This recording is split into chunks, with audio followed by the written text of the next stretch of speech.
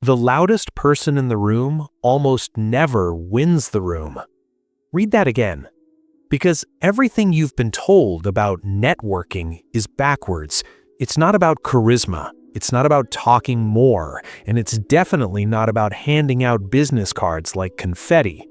Authority in a networking room is silent before it's spoken. In the next few minutes, you'll understand the subtle signals that make people lean in instead of tune out. You'll see why most ambitious people accidentally lower their status and how to flip that dynamic instantly. And stay with me, because later I'll break down a live event demo that shows exactly how to dominate a room without sounding rehearsed or slimy. Picture this. You walk into a high-level event. Suits, laughter, clusters of conversation. You feel the pressure to perform. So you talk fast, you introduce yourself with enthusiasm, you explain what you do, you try to prove your value. And slowly, people's eyes start scanning the room over your shoulder. It's subtle, but you feel it. Here's the uncomfortable truth. The moment you try to impress, you give away power. Why? Because status is not claimed, it's inferred. Human beings are constantly scanning for hierarchy cues, not consciously, instinctively. We're wired to ask, who here is calm? Who is scarce? Who doesn't need approval? The brain equates calm with competence. Think of it like gravity. The more you chase attention, the lighter you appear. The less you chase it, the more grounded you feel. And grounded people feel powerful. Here's where it gets interesting. Most people enter networking rooms in seeking mode. They're hunting validation, opportunities, recognition. But high-status individuals enter in selection mode. They are evaluating, observing, deciding. That shift alone changes everything. And now the twist. You don't build authority by talking about yourself. You build authority by controlling tempo. Tempo of speech, tempo of reaction, tempo of access. At a live event, watch this happen. Two people meet. One talks quickly, fills silence, laughs nervously. The other pauses before responding, holds eye contact half a second longer, asks one sharp question, and lets silence stretch. Guess who feels higher status? The one who isn't rushing.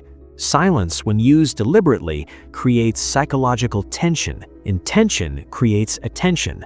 But don't confuse this with being cold. This isn't arrogance, it's composure. Let's break it down, practically. First, slow your responses by 2 seconds. When someone finishes speaking, don't jump in. Pause, process, then reply. That micro delay signals thoughtfulness and control. Second, ask positioning questions.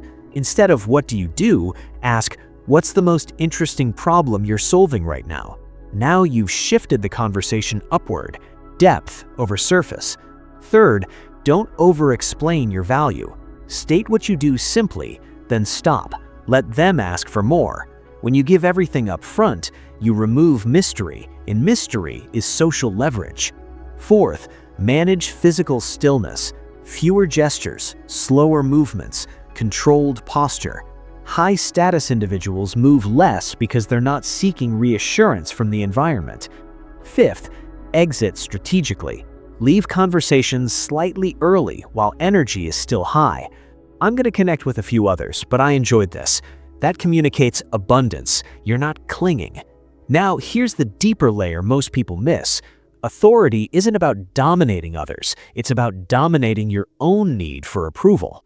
When you walk into a room no longer needing anything from it, people feel that. Because confidence isn't loud, it's independent. You stop networking to get, you start connecting to select. And something shifts. People start introducing you to others. They ask for your card. They lean in when you speak.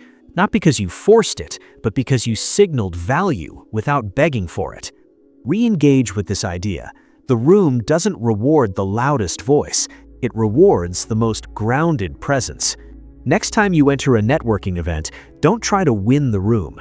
Control your tempo, hold your silence, ask better questions, and leave before you need to.